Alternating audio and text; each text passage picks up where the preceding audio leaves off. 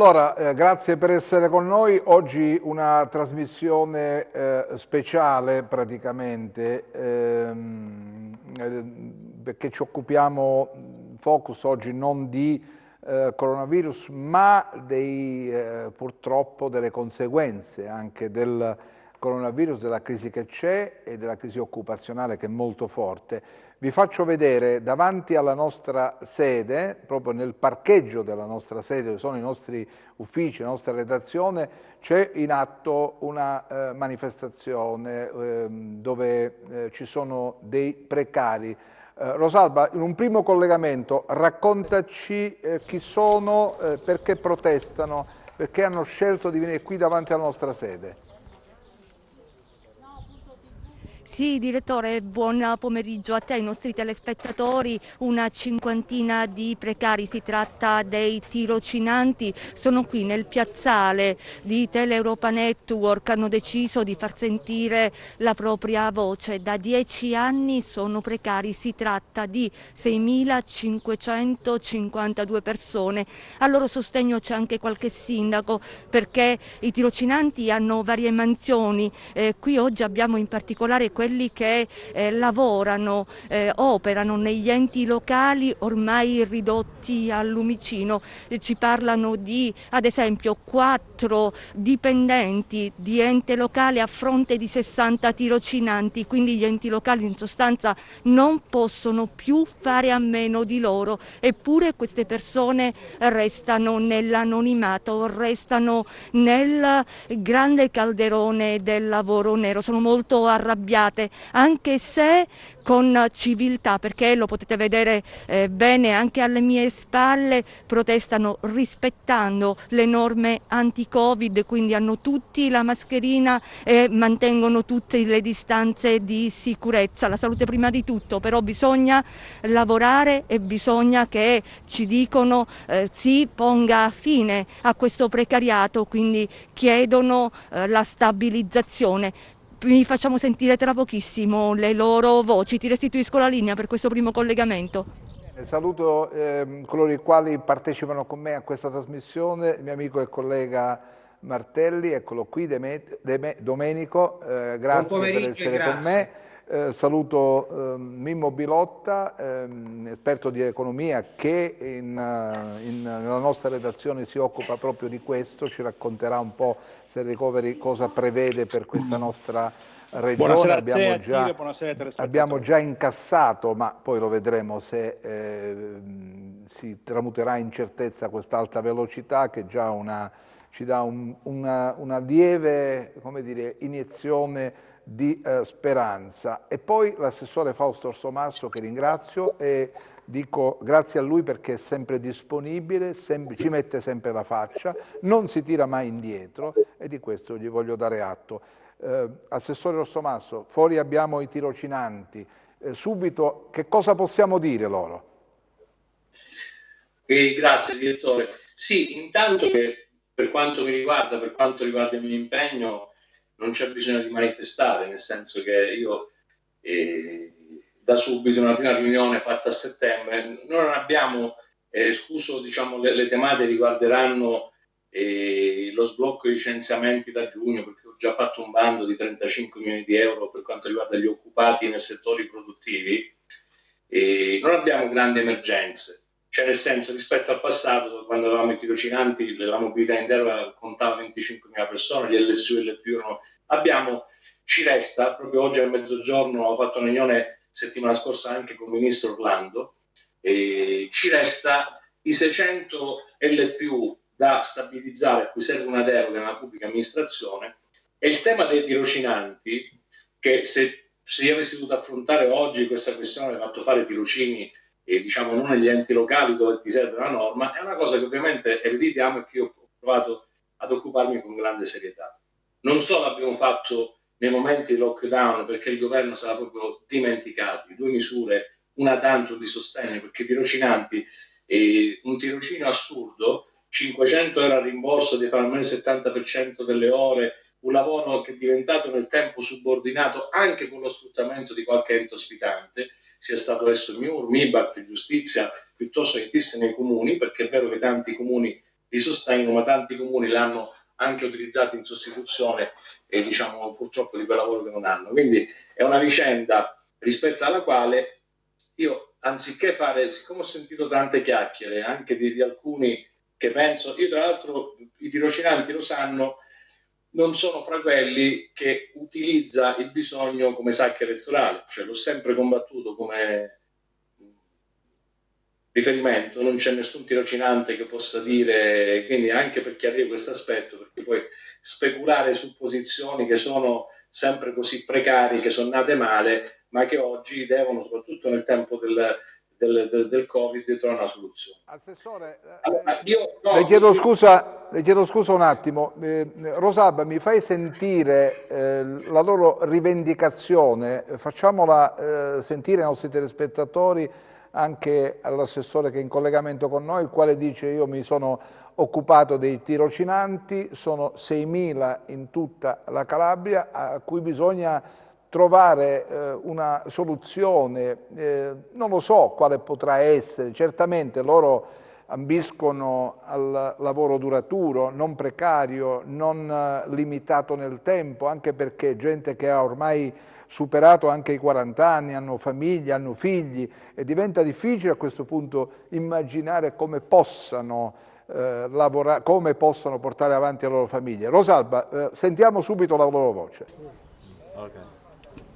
Sì, allora, noi abbiamo tante voci da farvi sentire, tra l'altro lo voglio ricordare, direttore, noi abbiamo seguito la protesta dei tirocinanti molte volte, perché loro molte volte si sono recati a Catanzaro nel piazzale della Cittadella per avere delle risposte, più volte hanno avuto degli incontri. Allora, Patrizia Curcio, lei è segretaria nazionale del Dipartimento Precari CSA, tante volte vi siete recati in regione, avete avuto delle risposte? Intanto buonasera a tutti, buonasera direttore, grazie come al solito per dare voce alla nostra disperazione. Noi con il direttore abbiamo fatto già tantissime, come ha anticipato lei giustamente, incontri, trasmissioni, siamo stati ospiti tante volte e purtroppo siamo ancora qui. Allora, le nostre battaglie finora, andavamo alla Cittadella, siamo andati insomma a varie occupazioni, abbiamo portato avanti, ma purtroppo ancora di risposte concrete non ne abbiamo avute. Ricordo che siamo un bacino di 6.500 persone, padri e madri di famiglie, impegnati in questi tirocini, che poi tra l'altro nella parola tirocinio diciamo che si nasconde un mondo. Dovrebbero essere finalizzati all'inserimento nel mondo del lavoro, ma purtroppo a distanza di 10 anni ci troviamo ancora a effettuare questa attività negli enti, nelle scuole, poi c'è il MIBACT, la giustizia e quant'altro. Diciamo che è un po' è stato frainteso la dicitura tirocinio e viene utilizzato come una vera e propria attività lavorativa. Allora quello che stiamo chiedendo con grande voce è che in questo momento anche di grave emergenza sanitaria abbiamo la necessità a fine percorso di avere delle rassicurazioni, quindi quello che chiediamo è una contrattualizzazione che ci possa avvicinare al mondo del lavoro. Noi lo facciamo con grande disponibilità, siamo stati collaborativi anche con l'assessore Fausto Orsomarso e abbiamo iniziato un percorso con il tavolo del 7 settembre insieme alle altre sigle sindacali e si era paventato una serie di incontri con il ministro, l'allora Catalfo, poi Orlando. Purtroppo le vicissitudini di questo anno diciamo che ci hanno un po' allontanato. Però adesso i tempi stringono, molti di noi nel mese di maggio termineranno il loro percorso e quindi è opportuno che noi da subito possiamo avere delle rassicurazioni, non possiamo essere cestinati, soprattutto dopo l'immenso lavoro svolto nell'ambito degli enti. Certo, e io vorrei far sentire anche altre voci e ritorno da lei, perché direttore c'è anche un altro punto importante ed è quello che questi precari sono stati formati, gli enti, quindi la regione ha investito in formazione, quindi sarà un investimento a vuoto? Infatti io volevo porre anche l'attenzione su quello che è stato investito, si parla di centinaia di milioni di euro investiti in questi anni, che poi alla fine sarebbero dei soldi alla fine che si buttano, così come tanti altri soldi purtroppo che siamo abituati a vedere dispersi. E poi volevo porre anche l'attenzione in tutti questi anni le varie e tante promesse. Non voglio dare colpe né a destra né a sinistra né al centro, però mi sembra che quasi ci avevano preso come un bacino di voti, al momento giusto venivano a promettere magari una risoluzione della nostra situazione, ma poi alla fine si svuotava tutto con una bolla di sapone. Come diceva prima Patrizia, ormai i tempi sono davvero stretti, perché dopo la fine di questo tirocinio si può dire che c'è il vuoto in vista.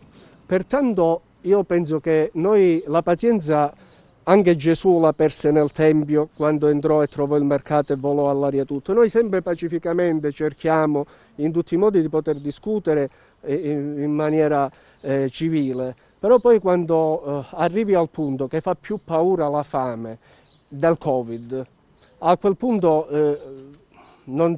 poi non si ragiona più davvero. Quindi l'invito che faccio ai vari politici, non mi interessa di quale fazione siano, è di prendere adesso seriamente in considerazione la nostra situazione, di impegnarsi seriamente, non domani, oggi, a trovare una soluzione immediata, prima ancora che finiamo, perché oggi siamo venuti qua in 50, domani possiamo essere anche 5.000.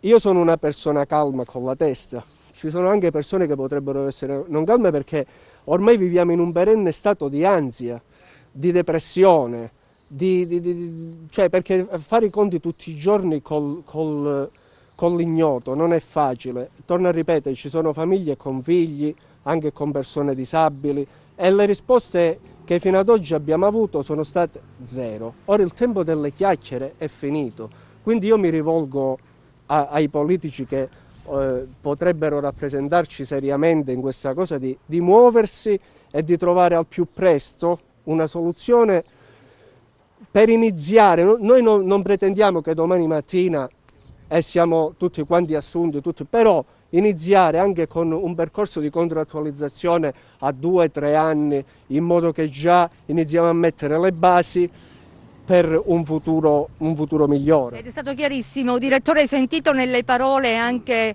la tensione che c'è e la difficoltà di vivere quotidianamente questo non conoscere il domani e fare sempre i conti anche con risorse limitate e con progetti di vita che sono fermi, e così non può essere. Questo ci dicono oggi i manifestanti. Io però voglio anche ribaltare questa posizione, nel senso che voglio farti vedere l'utilità del loro lavoro. Un attimo, Rosalba, un attimo solo, torno subito da te, un attimo di pazienza. Rapidamente sentiamo Domenico Martelli su questo, rapidamente poi sentiamo l'assessore.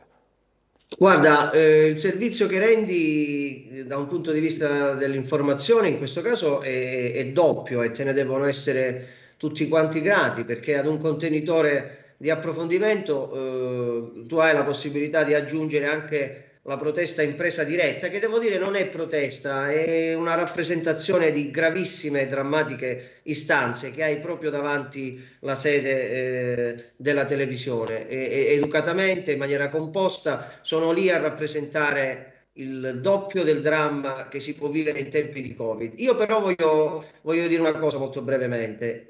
Colgo il momento giusto, epocale, ma anche politico, per fare delle cose utili. Non so se saranno cose definitive, cose buone, ma cose utili alla collettività. Lo colgo in questo momento, a prescindere dai colori che ormai da questo momento in poi intravedo sbiaditi da qui all'orizzonte sul piano politico, però ho l'impressione che un po' tutti quanti gli attori della governance locale, regionale e governativa nazionale si siano resi conto che davvero a corollario di questa pandemia non si può più giocare con la vita delle persone. Credo che, per tornare all'argomento che hai fuori la porta della tua TV, ho l'impressione che questo della vicenda dei precari, che non è bene sottolinearlo, responsabilità di questa amministrazione regionale, è una questione che si eredita e si rimpalla tra Roma e Catanzaro da anni, ma ho l'impressione che una soluzione si troverà, perché è interesse della collettività venirne a capo. Io da questo punto di vista sono moderatamente ottimista. Mimmo Bilotta, la frase che mi ha più colpito, che diceva: fa più paura la fame che il virus. Sì, questa cosa l'abbiamo detta in più occasioni. È chiaro che in questo momento, diciamo, l'emergenza sembra quella sanitaria, lo è sicuramente, però quella economica in effetti sta facendo purtroppo, sta proseguendo a marce forzate. La situazione soprattutto nella nostra regione è drammatica, perché noi viviamo di un'economia molto minuta, fatta molto da moltissime piccole imprese, dove diciamo, le aziende che sono dovute restare chiuse, che sono il piccolo commercio, tutto il turismo, chiaramente sono quelli che hanno sofferto di più, e gli aiuti comunque complessivamente arrivati sono chiaramente insufficienti, quando rischiamo una bomba sociale che stanno solo ritardando con l'uso della cassa integrazione da una parte e con la proroga delle scadenze fiscali dall'altra.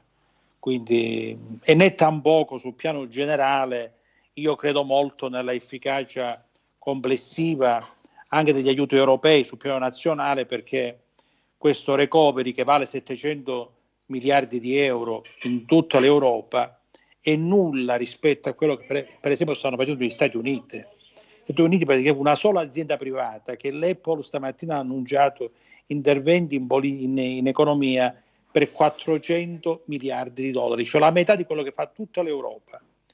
Gli Stati Uniti, il bilancio federale, ha disposto aiuti per 2.000 miliardi. In effetti il PIL dell'Europa insieme, combinato, e quello degli Stati Uniti non sono molto lontane.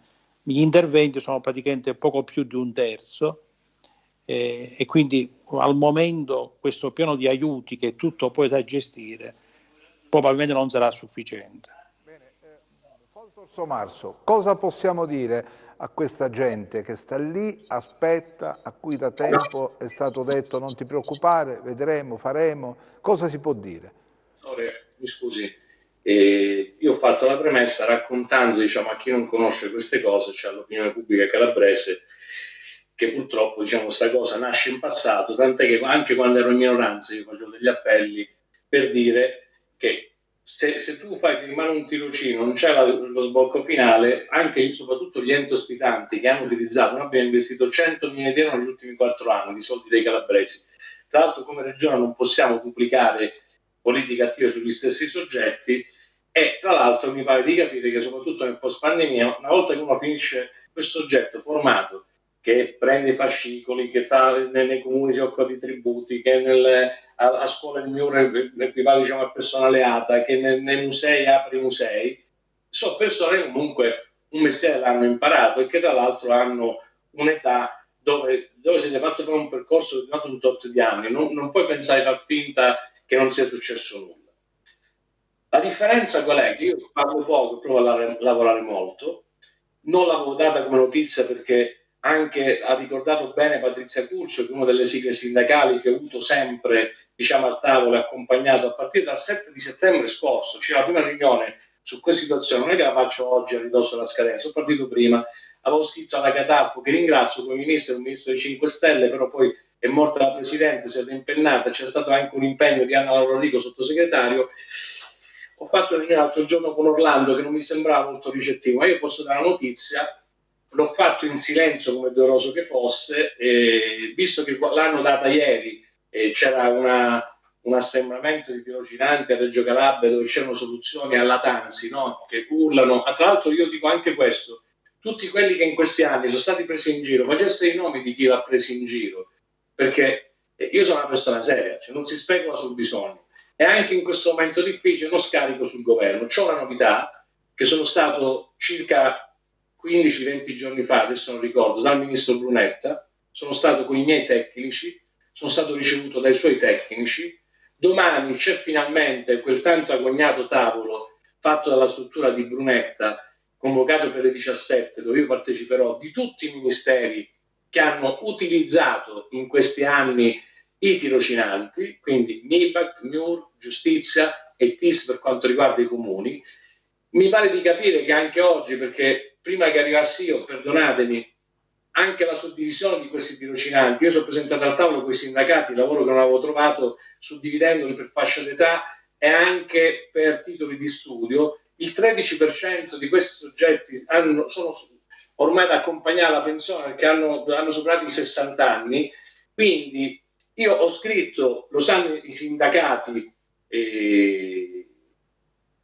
Patrizia Curci in primis può confermare, tutte le altre sì, e questo sorta di piano. Poi attenzione che tutti qua parlano di recovery impropriamente, con recovery si fanno riforme e investimenti, si lega al periodo del recovery che cosa? Un'ipotesi non di stabilizzazione perché manca la norma e non gli auguro il percorso hanno vissuto e lo studio più, ma di contrattualizzazione temporanea a tempo determinato che noi abbiamo pensato per tutta la fase del recovery, cioè il recovery si conclude entro il 2026.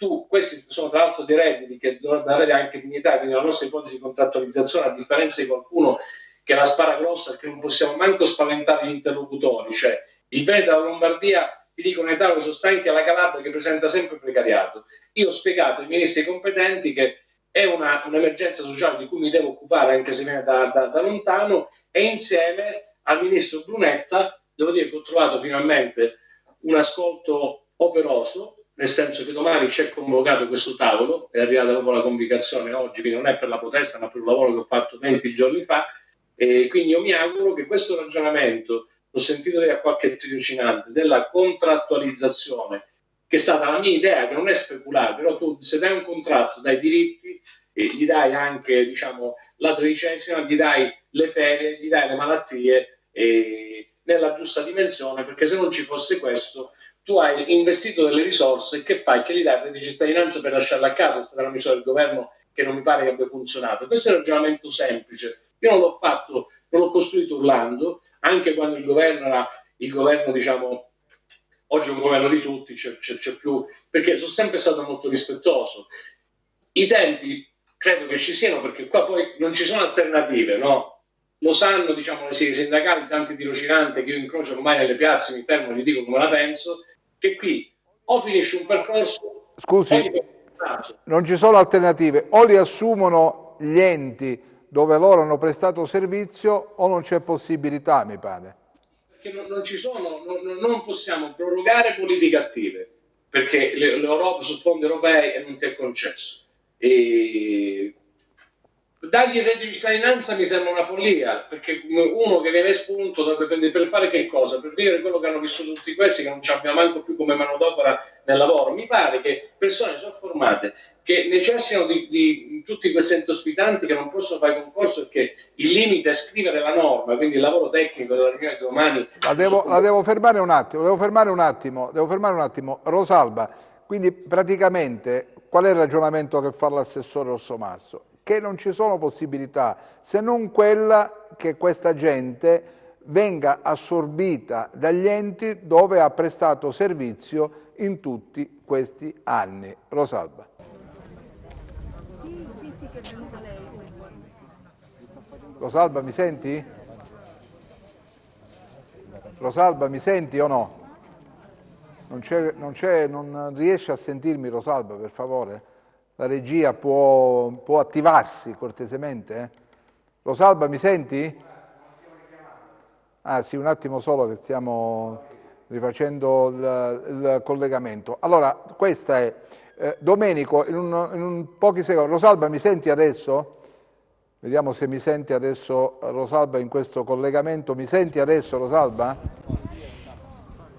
Mi senti? Direttore, allora ci siamo. Ecco. Ci siamo, allora, sì, ti sentiamo adesso. Ti dicevo prima del break pubblicitario, immagino, che volevo farti sentire anche quanto è utile il lavoro dei tirocinanti, no? Perché finora abbiamo sentito le giuste rivendicazioni, però perché loro sono indispensabili per gli enti locali. E con noi il sindaco di San Fili, la dottoressa Linda Cribari. Lei ci ha detto che sostanzialmente in pianta organica solo 3 dipendenti full time su 30 e 14 sono tirocinanti.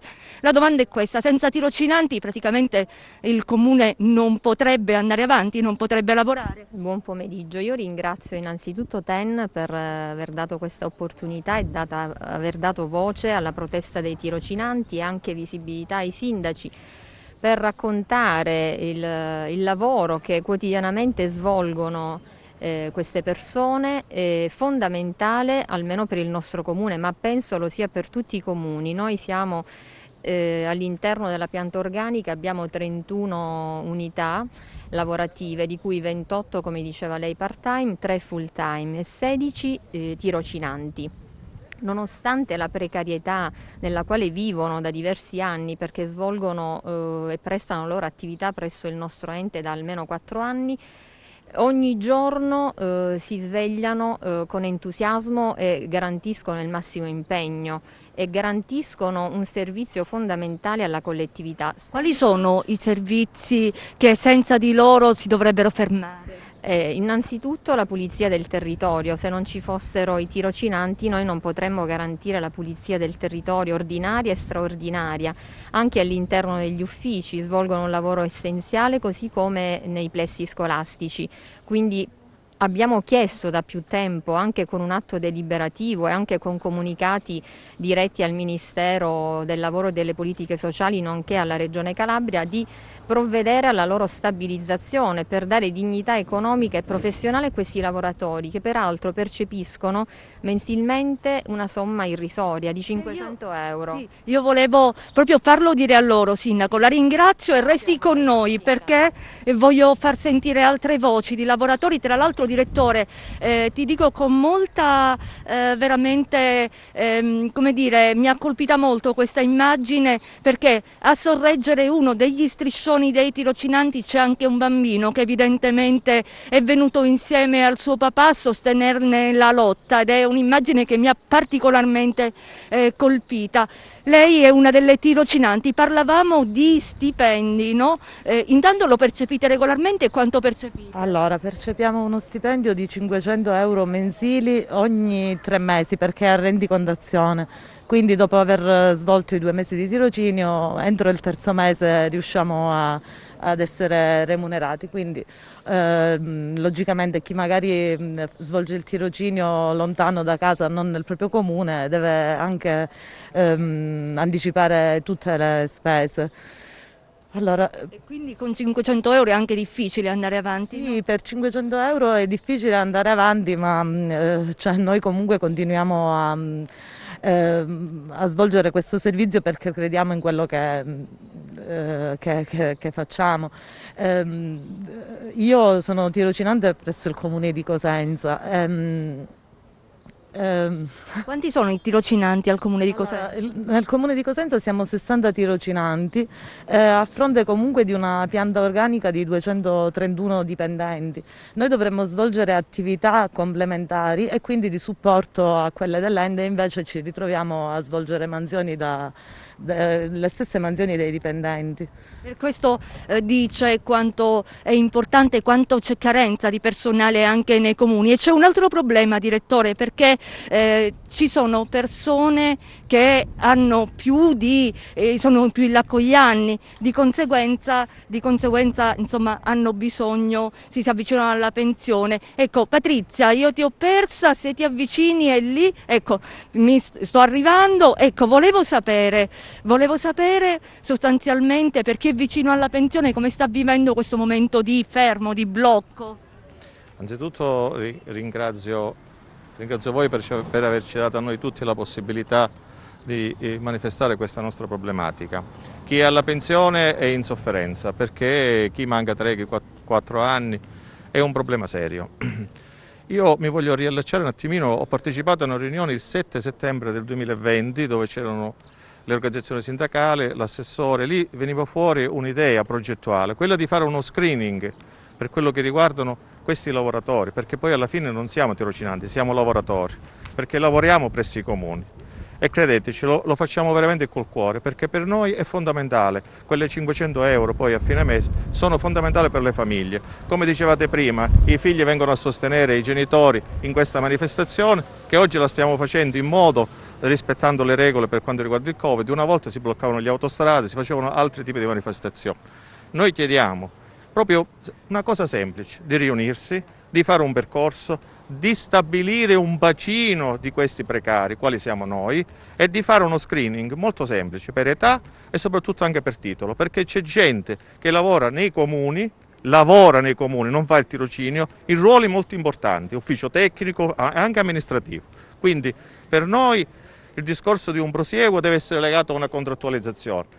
Noi l'abbiamo chiesta, qualcuno l'ha sostenuta, qualcuno l'ha proposta e oggi la dobbiamo portare avanti, anche perché dal governo centrale, da quello che ha dichiarato Draghi ieri, il nostro Presidente del Consiglio, ci sono buone possibilità per fare un percorso. Il percorso che dobbiamo fare è quello di portare quelli che sono quasi alla pensione, ma soprattutto tanti giovani, perché se guardiamo qui ce ne siamo tanti, possiamo dare ancora un contributo serio e forte alla collettività, quale noi già oggi lo facciamo. E per i sindaci siamo fondamentali. Tanti sindaci hanno fatto delibere di assunzione e quant'altro, quindi significa che anche la Regione e anche il Governo centrale le notizie ce l'hanno. Oggi le dobbiamo mettere soltanto in atto. Vi ringrazio. Certo, allora il futuro è quello che cercano futuro, Patrizia. Rosalba, ti blocco un attimo, Rosalba, ti devo bloccare un attimo, c'è la pubblicità, poi torniamo subito.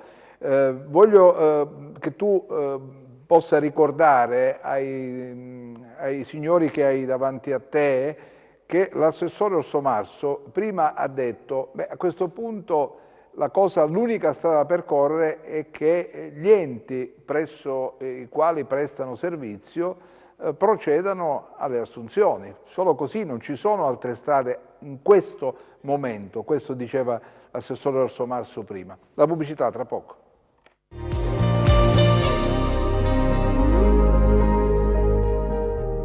Allora, torniamo in diretta. Domenico, un flash, abbiamo sentito delle testimonianze molto forti, molto toccanti. È un grande equivoco questo qui che si perpetua da anni. La Regione può formare di concerto con quello che il governo di volta in volta rende possibile, ma poi devono essere i comuni, come diceva l'assessore Orsomarso, a poter stabilizzare. Io non vedo questi bilanci così generosi da parte delle amministrazioni comunali in grado di poter assorbire. Da questo punto di vista non vorrei che fosse stato frainteso il mio ottimismo precedente. Io credo che questa sia la stagione ideale, irripetibile per grandi riforme, a partire anche da questa. Ma chiaramente la situazione che hai lì davanti, la sede della televisione, è emblematica di una situazione ingarbugliatissima, perché i comuni hanno fatto campagna elettorale con i tirocinanti, è un cerino che si passa di mano in mano, ma che adesso deve trovare per forza una soluzione in maniera più o meno definitiva. Non so se con assunzione a tempo indeterminato, ma credo che bisognerà mettere nelle condizioni comuni di poter far fronte a questa situazione che, non lo dimentichiamo, sono lavoratori a tutti gli effetti che vengono sottopagati dalle amministrazioni.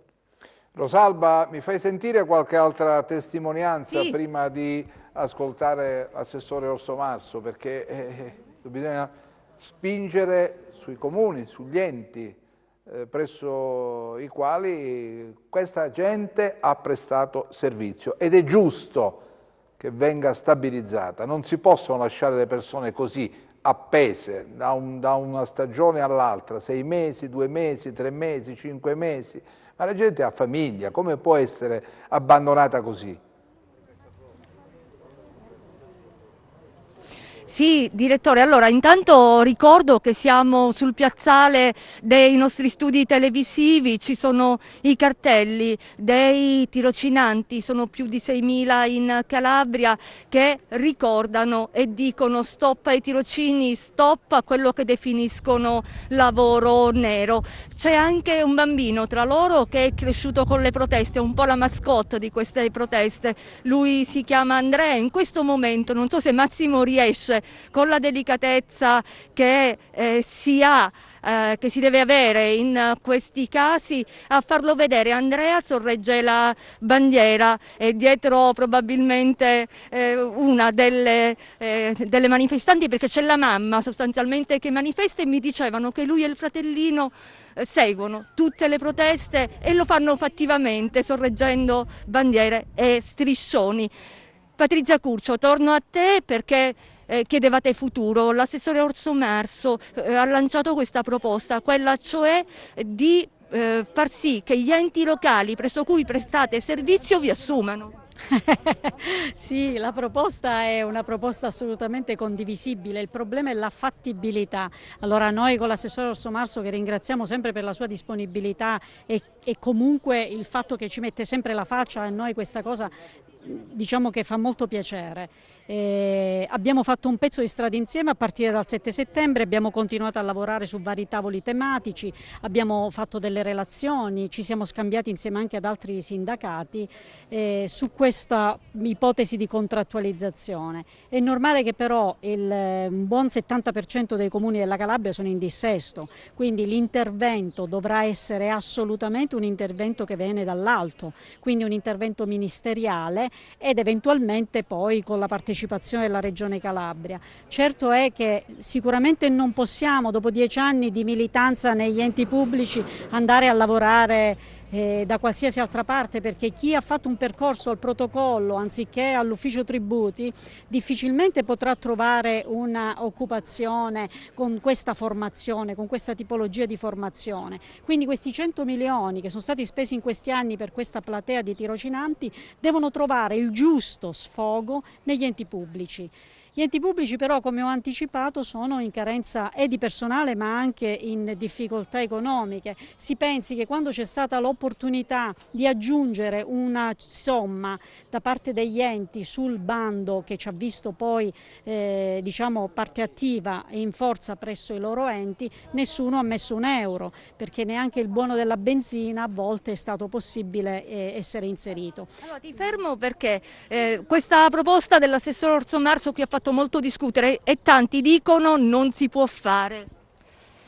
Diciamo che per la maggior parte dei comuni non si può fare, perché se noi prendiamo ad esempio il comune che ci ospita, io faccio parte del comune di Rende, il comune di Rende non può assorbire 40 persone, quindi lo stiamo dicendo da un bel po' di tempo che ci vuole comunque un qualcosa fra regione e Stato. Poi i comuni per quello che possono, non lo so, questa è una cosa che comunque non possiamo decidere noi, ma devono essere loro che puntualmente vedono di trovare una soluzione.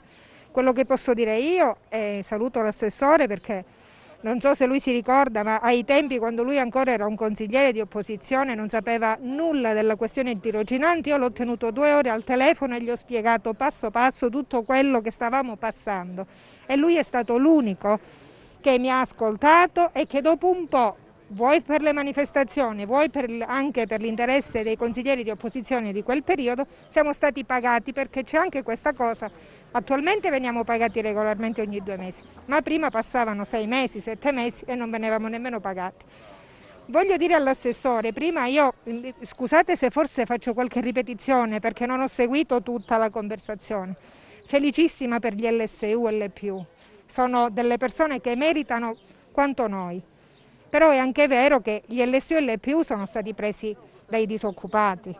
Noi non abbiamo questa condizione, noi siamo state delle persone che avevamo un lavoro, avevamo anche delle professionalità, abbiamo dei titoli di studio, chi più chi meno, ma siamo tutti dei grandi lavoratori che prima avevano un posto di lavoro e che hanno avuto la sfortuna di perdere questo posto di lavoro.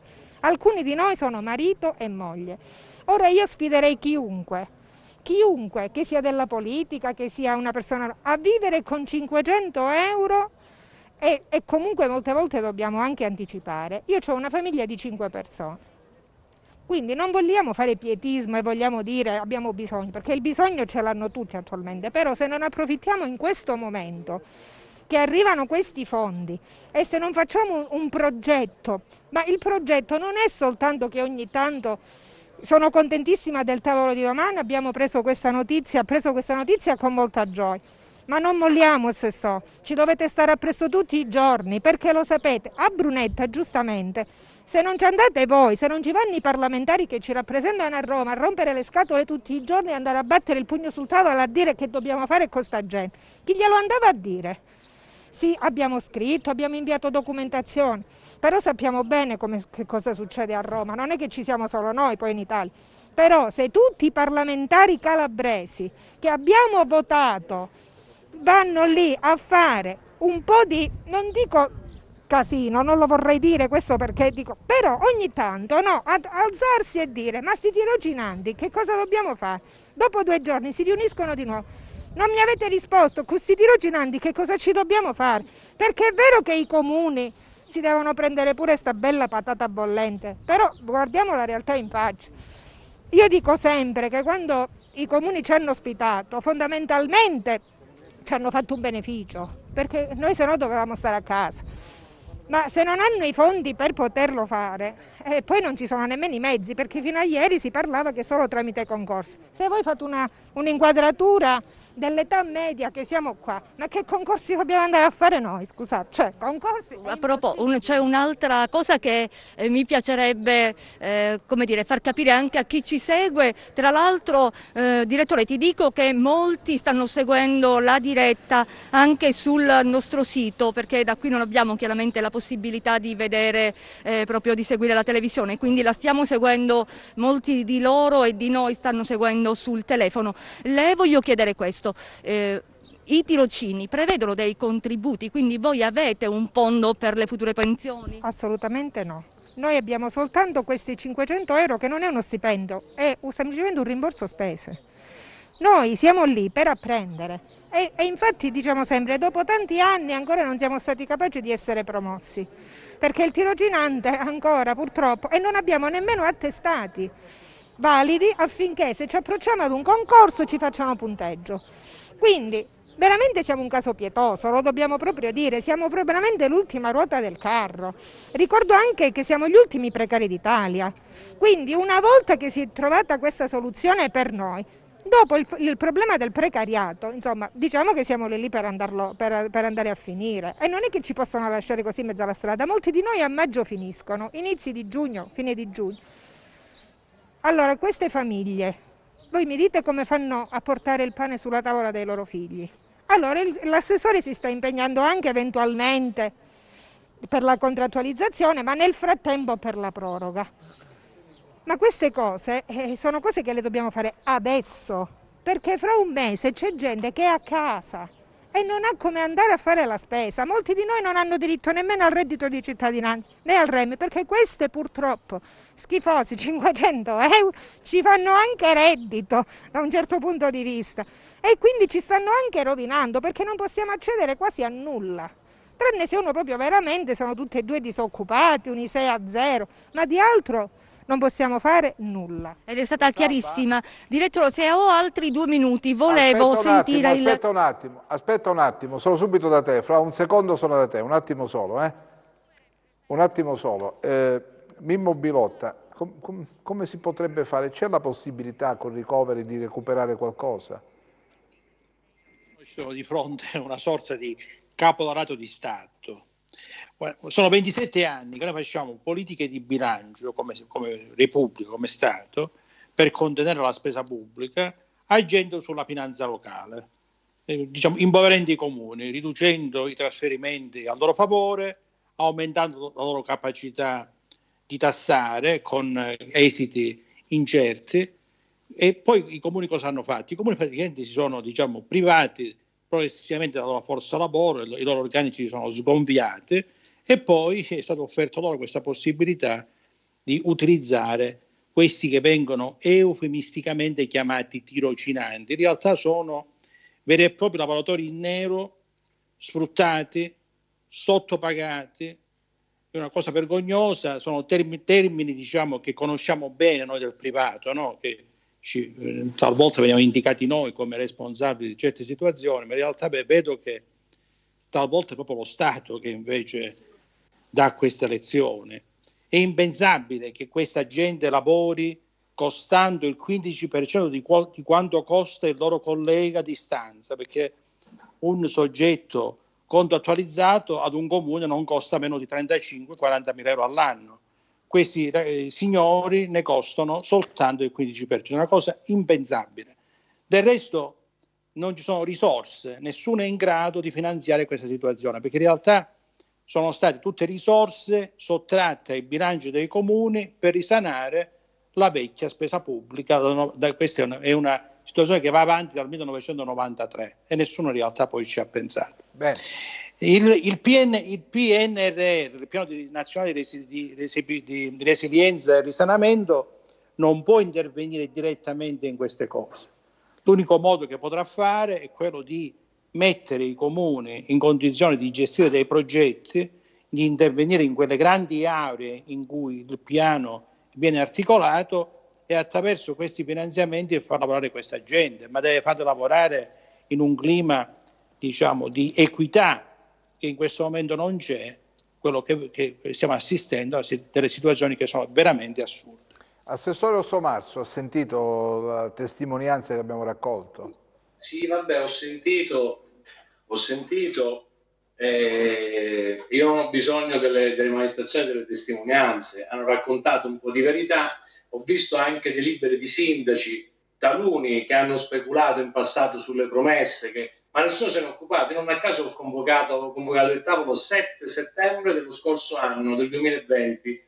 Oggi abbiamo una novità, che è quello, perché ho letto anche qualche cartello classe dirigente assente, quella che avete votato in precedenza, quelli che hanno permesso in un comune con 3 dipendenti di portare 20 tirocinanti, perché l'errore sta a monte. Io ovviamente poi non faccio la retrospettiva, me ne sto occupando perché l'errore è a monte, perché se tu avessi portato a fare 2 tirocinanti per comune, forse oggi questo era più facilmente risolvibile. La novità rispetto al passato qual è? Me la sono fatta stampare, è una nota della Presidenza del Consiglio dei Ministri. Non sono abituato perché non siamo andati a farci selfie, ma ve lo racconto, visto che io 15 giorni fa ringrazio Roberto Chiuto, parlamentare di Forza Italia, il capogruppo di Forza Italia, che insieme a me, ma ci avevamo detto appunto di non raccontare le cose prima di farle, siamo abituati che prima facciamo le cose e poi le raccontiamo, ma siccome ho visto che c'è tensione, io finalmente lo richiedevo da settembre, prima al primo governo, oggi a questo secondo governo, grazie a Dio abbiamo ottenuto, c'è una nota indirizzata a me, all'assessore al lavoro, al Ministro dell'Economia e delle Finanze, perché serve l'Arjan, al Ministro del Lavoro, Giustizia, Cultura, Istruzione, che sono tutti quelli che hanno avuto in utilizzo appunto questi tirocinanti, su cui Poletti nel 2016 chiude la cassa della mobilità in deroga e scarica sulle regioni questa gente che non doveva stare a fare un tirocinio agli enti locali. Questo è l'errore a monte. Ed è la letta di convocazione domani 17, incontro tecnico in materia di tirocinanti presente sul territorio della Regione Calabria. Abbiamo vinto finalmente dopo un anno e mezzo sotto pandemia che non era semplice, sono riuscito senza urlare, senza fare sceneggiate napoletane, ma con autorevolezza portando gli argomenti. Uno di quelli che è intervenuto, che ho avuto come uditore, l'ho fatto entrare un signore che è intervenuto dei tirocinanti e sa che questa proposta, sia la suddivisione per fasce di titoli di età, fasce di studio e quindi anche età, e per cui il dato del 13% superiore ai 60 anni che è accompagnamento alla pensione, io ho dato al tavolo anche dei sindacati, perché qui anche quest'altro elemento, bisogna lavorare e studiare con i numeri, perché io per ottenere questo tavolo ho mandato, e ringrazio il capo di gabinetto Luciano Vigna che era con noi, che si è confrontato con il capo di gabinetto, il capo dipartimento del ministro che firma in copia, che è il dottor Marcello Fiori, con riferimento all'oggetto è convocata una riunione per giorno mercoledì 28 aprile 2021 alle 17, cioè domani, per arrivare finalmente ad occuparci in modo definitivo di che cosa. Questa è una buona notizia. Rosalba, quindi domani c'è questo incontro al Ministero. Mi pare sia un primo tassello importante, speriamo sia quello decisivo. Allora, sì, Patrizia, l'assessore ha appena detto che domani ci sarà un incontro al Ministero, quindi questa è una buona notizia, partiamo da qui e poi voglio chiudere col sindaco. Sì, intanto prendiamo, come dire, coscienza di questo tavolo finalmente tanto atteso, siamo ben lieti della notizia. Io spero che questo tavolo sia la conclusione definitiva del capitolo tirocinanti, perché dovete sapere che nelle politiche attive non ci sono solo i tirocinanti ex mobilità in deroga, ci sono anche i tirocinanti REI, ex SIA, che sono dei dei tirocinanti, che più o meno sono sulla nostra stessa linea, però hanno delle funzioni diverse. Anche questi vengono impegnati negli enti 6 mesi, 12 mesi e poi restano a casa. Il problema delle politiche attive è che devono avere un inizio e un termine, ma questo termine solitamente bisogna che si concretizzi in un'attività lavorativa riconosciuta e che restituisca dignità a queste persone. Io l'ultima cosa che voglio dire è che siamo felici se tutto questo movimento che si sta creando nel popolo dei tirocinanti, anche ognuno in una città diversa, porti ad avere un'attenzione un po' più specifica sulla nostra vertenza. Dopo 10 anni è giusto trovare una risoluzione definitiva. E per quelli che si avvicinano alla pensione e per i giovani che invece si trovano invischiati in questa situazione. Per il resto, cosa dire? Il Covid è stato un'emergenza sanitaria che ha danneggiato molti, ma noi nel periodo del Covid, mentre i dipendenti erano a casa in smart working, noi continuavamo a lavorare.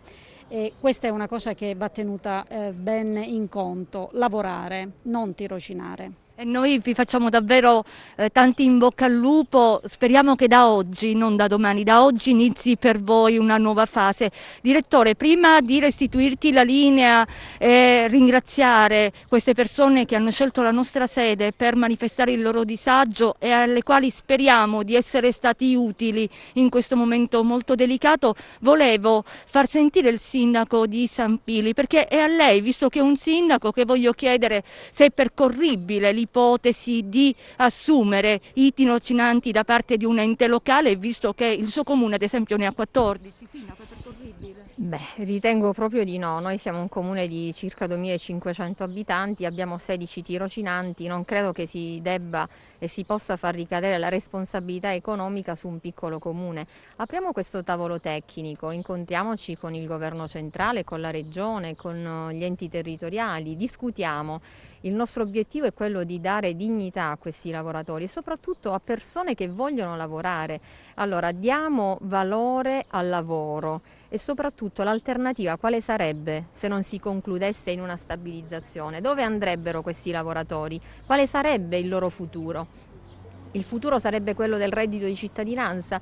E a proposito, noi comuni con il PUC abbiamo presentato, il comune di San Fili ha presentato i PUC 4-5 mesi fa, proprio per avere il sostegno da parte dei lavoratori che percepiscono il reddito di cittadinanza. È tutto lì sospeso. Noi comuni piccoli viviamo di volontariato, viviamo del lavoro dei tirocinanti, un nobilissimo lavoro che svolgono con dignità nonostante siano pagati in maniera irrisoria e siano anche svalutati. Io invece ogni giorno riconosco il valore immenso che apportano e i servizi essenziali che garantiscono al comune, quindi sicuramente non potete chiedere né la regione né il governo ad un comune così piccolo di poter assumere 16 unità lavorative. Certamente faremo la nostra parte, ma non questa, perché non abbiamo i fondi. Ed è questa la voce di San Fili, ma di tanti comuni che concordano con il sindaco. Direttore, per il momento ti restituisco la linea. Io saluto l'assessore Orso Marso che ha un impegno con altri colleghi della Giunta, grazie per essere stato con noi. Posso solo rispondere al sindaco? Il sindaco fa il sindaco.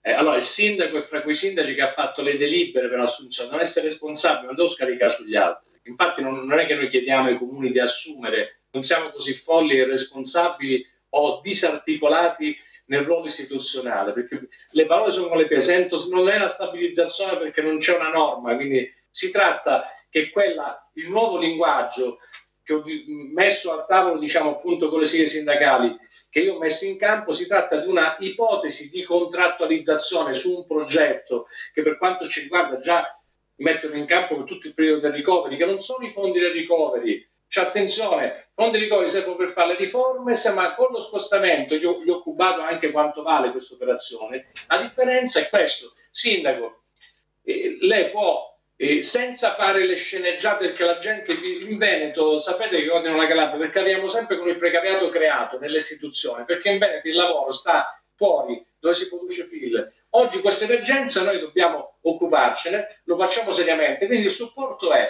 in modo diligente. Io ho presentato un'ipotesi di progetto di contrattualizzazione di queste esperienze, che sono state troppe nei comuni, ne avete presi troppo, perché questo è il problema del passato, magari il sindaco non era manco sindaco e se ne è ritrovati. Quindi oggi però noi abbiamo, rispetto a questa che è anche una bomba sociale, perché anch'io avviato ai bambini, ho visto un signore di 62 anni con la figlia e la moglie, ed è ovvio che non puoi che dirgli che dopo che ha fatto un percorso, diciamo, di formazione su cui abbiamo investito dei soldi dei calabresi, l'unica via è che possa avere una contrattualizzazione in quell'ente dove oggi svolge una mansione, sia esso operaio o da diplomato, diciamo, negli uffici, e va fatto con un progetto dello Stato. Quindi il sindaco fare gli amministratori bisogna essere molto prudenti e tecnici, non mi mettete in bocca parole che non abbiamo detto. Noi stiamo parlando di un progetto di contrattualizzazione dove è ovvio ci deve essere l'intervento delle risorse dello Stato. Quindi su questo abbiamo discusso con il ministro Brunetta, su questo è convocato il tavolo e su questo speriamo di portare a casa il risultato. Concordo con chi dice che tutta la deputazione calabrese può sostenere senza urle, perché non serve, perché grazie a Dio abbiamo un tavolo, no?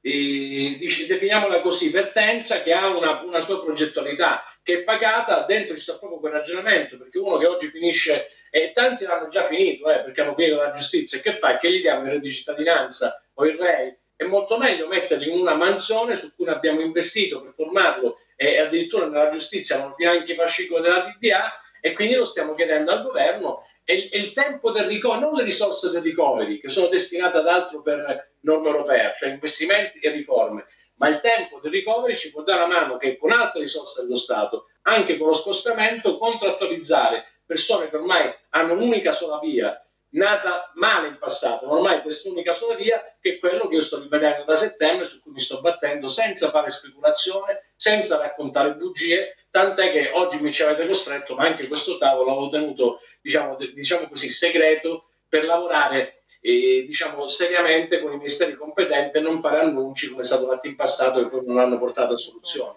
Quindi concordo per essere stato con noi. Grazie per essere stato con noi. Ci fermiamo pochi istanti, poi mi pare che il sindaco che sta in compagnia nostra, Rosalba Baldino, vorrebbe aggiungere qualcosa, ma ci fermiamo, per pochissimo torniamo in diretta.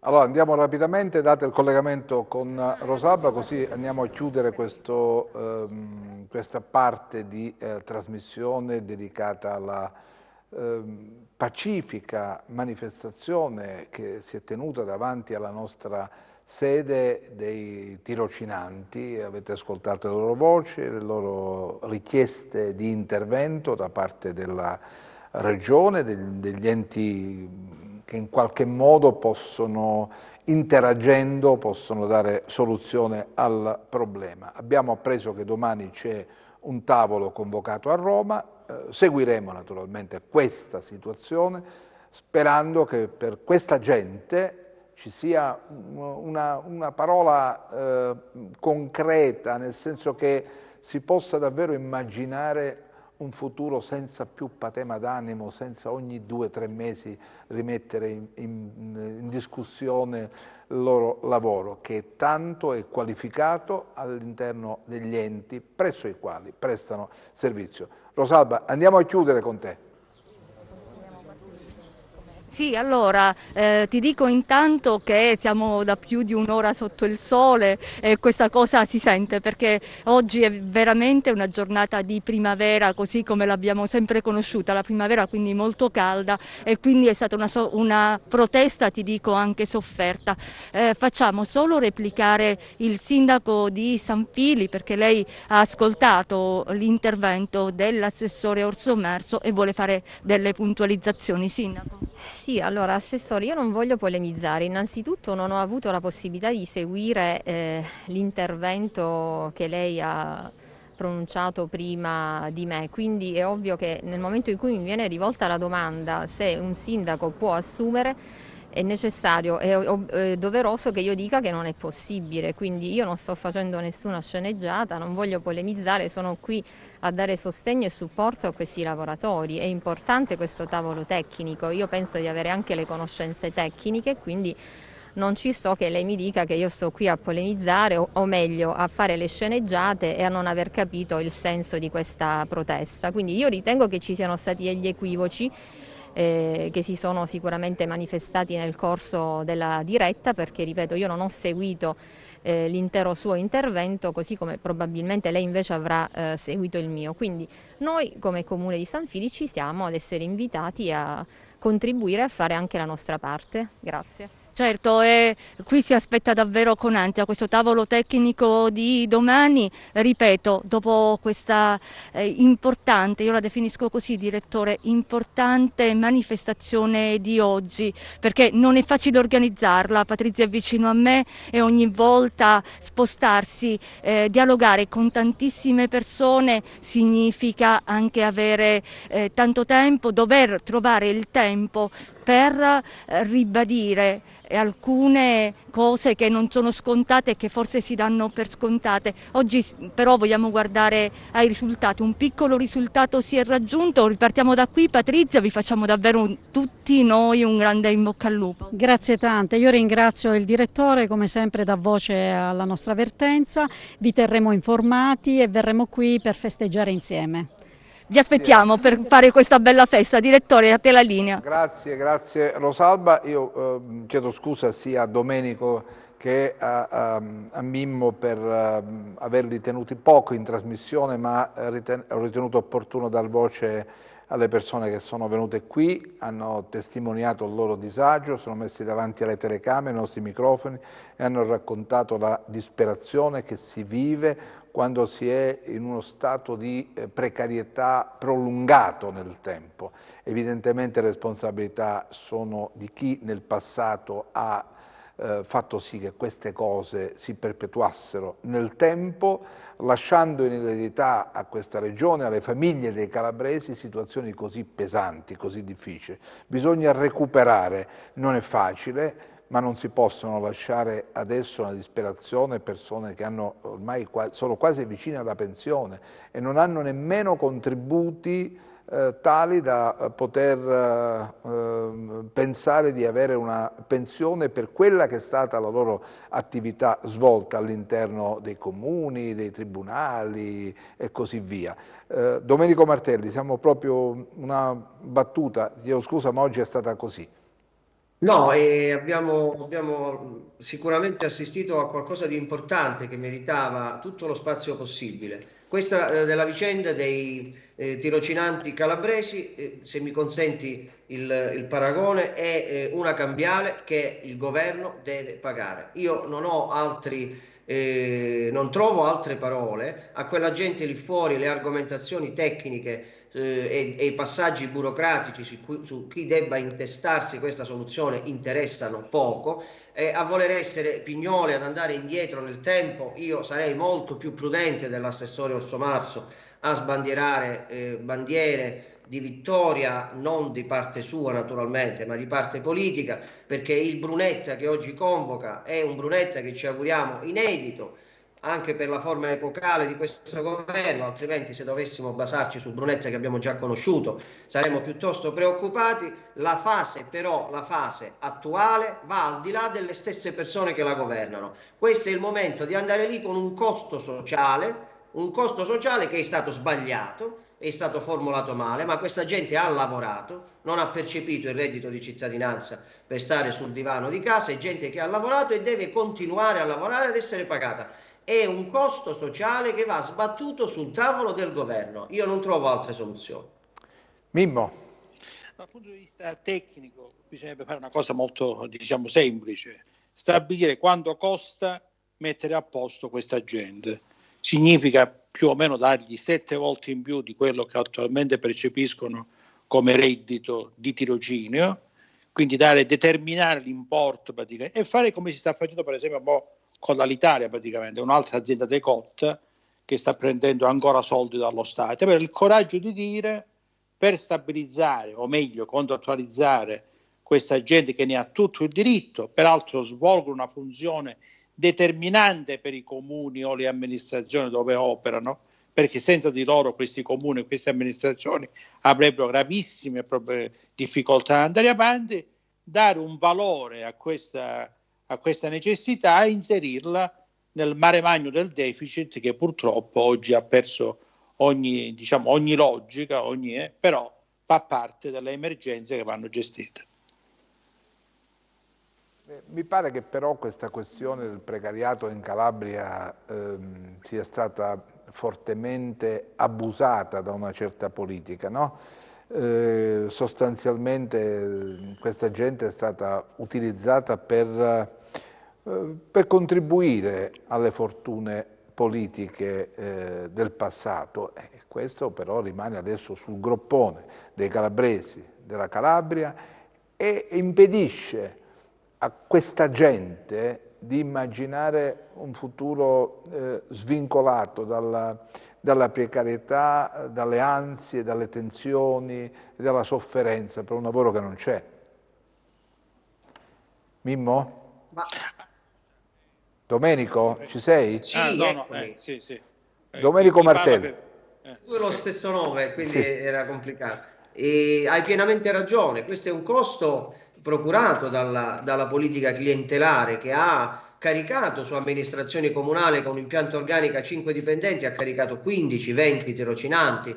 Parliamoci chiaramente, 7.000 tirocinanti possono essere 30-40.000 voti alle elezioni regionali, poi ovviamente suddivisi per comune. Sono cose che conosciamo, sono cose che fanno parte di quella letteratura di Calabria che a volte ci dà fastidio poi trovare in prima serata nelle denigranti trasmissioni televisive nazionali. Infatti non è più questo il tempo, o almeno adesso il tempo di andare a trovare i colpevoli. Ci sono i nomi, i cognomi, i colori, c'è tutto ad andarlo a guardare. Però secondo me questo è un costo sociale. Perché io ribadisco questo tema? Perché noi non abbiamo un governo amico in tutto e per tutto.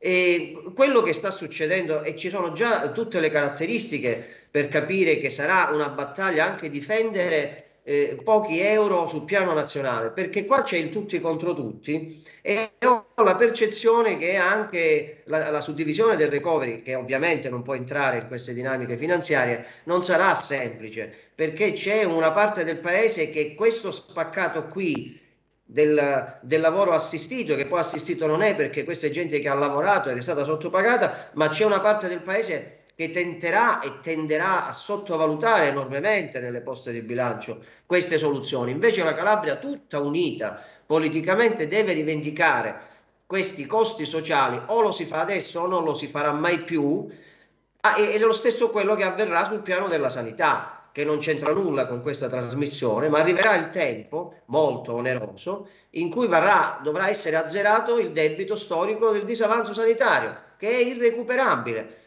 E perché anche lì in sanità c'è una sacca di precariato importantissima e il blocco del turnover ha impedito le assunzioni dei quei medici che oggi avrebbero salvato chissà quante vite. Come vedi, è un costo sociale, quello calabrese, che non è più sostenibile con procedure di bilancio, ma deve essere preteso, contrattato a questo tavolo, perché o lo si fa adesso o non lo si fa più. Ma questa è tutta colpa della politica nostra, che in 25-30 anni ci ha governato. Domenico, poi alla fine tutto torna, no? Se la Calabria è questa, oggi è una arrivato il prezzo, è arrivato il prezzo. È una sommatoria di errori e di orrori che abbiamo conosciuto in questi anni.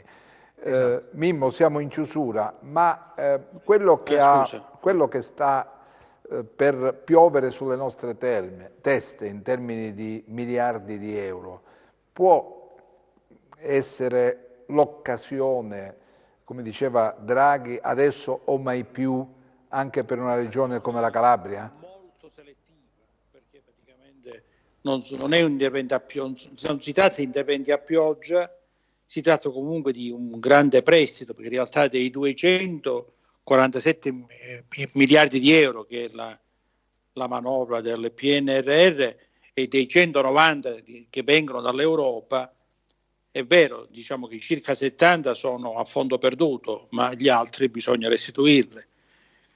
Avremo controlli molto severi, secondo me avremo un'economia che cambierà di colore, cambierà proprio di impostazione, ci sarà una compressione della piccola impresa a vantaggio della grande impresa. Non so se ci piacerà questo nuovo, e comunque non sono interventi che possono alleggerire le pressioni sociali nell'immediato, perché oggi qua parliamo di precariato. Questo precariato che abbiamo visto oggi è lontano, cioè ha radici lontane. Io sono molto preoccupato del precariato invece generato dal Covid, che è un precariato che viene soprattutto dal mondo della piccolissima e piccola impresa, che è veramente disperato in un quadro sociale che è davvero di allarme. Comunque il recovery, il PNR, come vogliamo chiamarlo, praticamente saranno occasioni utili, ma in un'Italia molto selettiva e molto diversa, che al momento io ancora non vedo. E chi la vede ancora? Di certo un nuovo mondo al quale dovremmo approcciarci avendo una elasticità mentale notevole, nel senso che non dobbiamo vivere e farci condizionare da quello che abbiamo vissuto, perché quello che ci lasciamo alle spalle non sarà più riproponibile. Io credo che anche queste situazioni come quelle che abbiamo visto oggi, di queste manifestazioni con questo tipo di precarietà, sarà impossibile replicare da qui a qualche tempo nella nuova dimensione del mondo, nel nuovo mondo del lavoro, scusate la ripetizione delle parole, del nuovo sentire, perché certamente ci saranno immesse nella nostra quotidianità altre situazioni, verranno messe altre tessere che disegneranno un mosaico che ancora non riusciamo nemmeno ad intravedere e a percepire.